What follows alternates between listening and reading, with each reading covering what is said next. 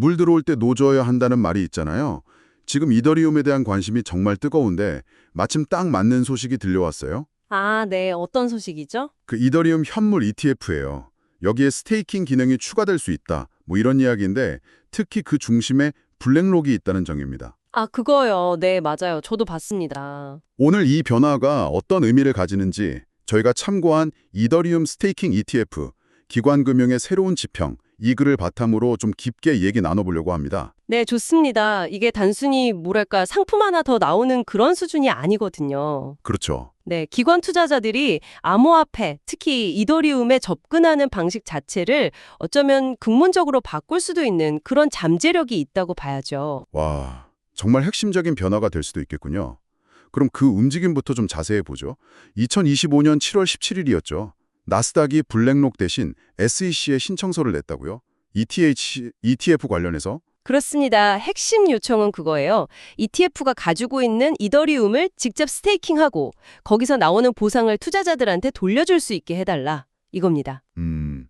스테이킹 보상까지. 네, 이게 왜 중요하냐면 기존 ETF는 그냥 가격만 따라가는 거였잖아요.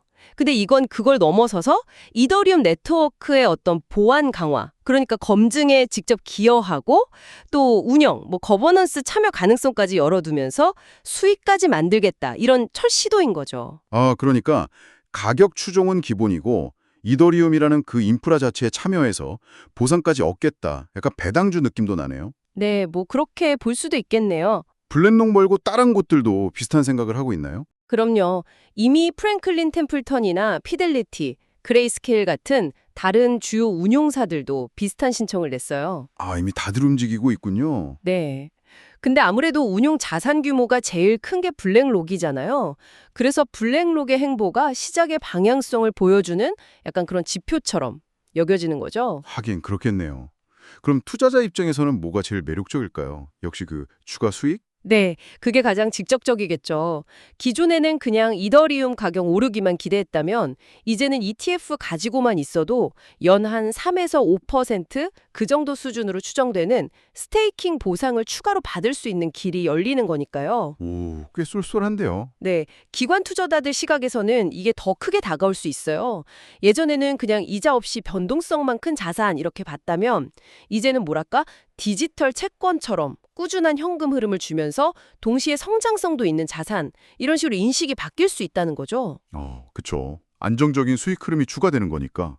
게다가 개인이 직접 스테이킹 하려면 좀 복잡하고 보안 문제도 신경 쓰이는데 ETF 운용사가 다 알아서 해주니 편의성도 높아지겠네요. 바로 그 점입니다. 기관 입장에서는 특히 그렇죠.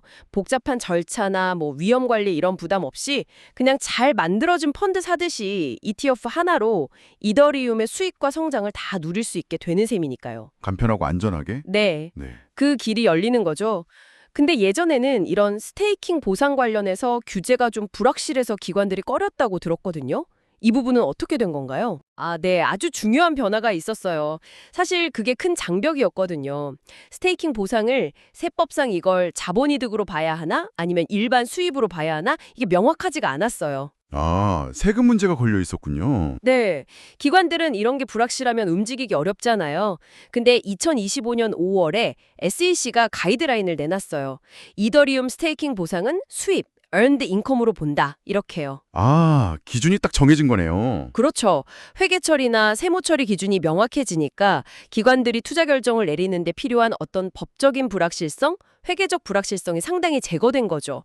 일종의 길이 열린 셈입니다. 실제로 그 발표 이후에 좀 변화가 있었나요? 네, 있었습니다. 그 발표 이후에 블랙록 ETH, ETF 쪽으로 자금 유입이 꾸준히 늘었고요. 전체 이더리움 유통량 중에서 스테이킹된 비율도 계속 올라가서 최근에는 거의 29%까지 갔다고 해요. 시장에서 긍정적인 신호로 받아들이는 거죠. 오, 유의미한 변화네요. 그럼 시장 가격 반응은 어땠어요? 이런 소식 나오면 보통 가격이 좀 뛰지 않나요? 근데 그 발표 직후에는 이더리움 가격이 오히려 약간 떨어졌어요. 0.5% 정도. 오, 의외네요. 네, 시장 참여자들은 이걸 단기적인 호재, 가격 펌핑 재료 이렇게 보기보다는 좀 더 장기적인 관점에서 보는 것 같아요.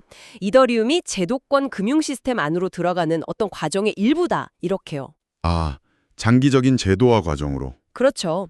규제 리스크가 해소되고 또 수익 구조도 명확해지고 기술적인 장벽도 ETF가 해결해주고 이런 퍼즐 조각들이 맞춰지면서 기관 자금이 들어올 수 있는 기반이 다져지고 있다 이렇게 해석하는 분위기입니다. 그럼 진짜 본격적인 변화, 자금 유입이 확 늘어난다거나 하는 시점은 언제가 될 걸로 보세요?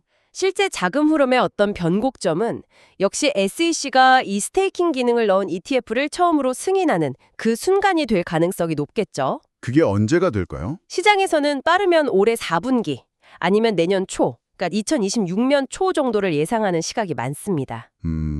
얼마 안 남았네요. 네, 이런 흐름이 만약에 계속 이어진다면 이더리움은 그냥 사고 파는 디지털 자산을 넘어서요. 뭐랄까, 전통 금융 시스템이랑 연결돼서 안정적인 수익을 만들어내는 수익형 인프라 같은 걸로 자리매김할 수도 있어요. 그리고 ETF는 이 새로운 인프라로 가는 가장 중요한 통로가 될 거고요. 와, 수익형 인프라. 정말 큰 그림의 변화인데요. 그럼 정리해보면 이더리움 ETF에 스테이킹이 결합된다는 건 단순히 수익률 조금 더 얻는 걸 넘어서서 전통금융이랑 디지털 자산 세계가 이제 진짜 본격적으로 섞이기 시작했다. 이걸 보여주는 중요한 신호탄이다. 이렇게 봐도 될까요? 정확합니다. 네, 블랙록이 지금 만들고 있는 이 구조가 어쩌면 앞으로 이더리움 관련 투자 상품의 어떤 표준, 스탠다드가 될 수도 있겠죠. 그렇군요. 여기서 한 발 더 나아가서 우리가 생각해 볼 질문은 이거인 것 같아요. 앞으로 또 어떤 전통금융의 메커니즘, 작동 방식이 이 암호화폐 인프라랑 만나서 우리한테 새로운 투자 기회나 가치를 줄 수 있을까? 이 질문을 한번 계속 염두에 두시면 앞으로 시장 변화를 따라가는 데 좀 도움이 되지 않을까 싶습니다. 네, 정말 흥미로운 질문이네요. 앞으로의 변화가 더 기대됩니다. 오늘 심층 분석 감사합니다.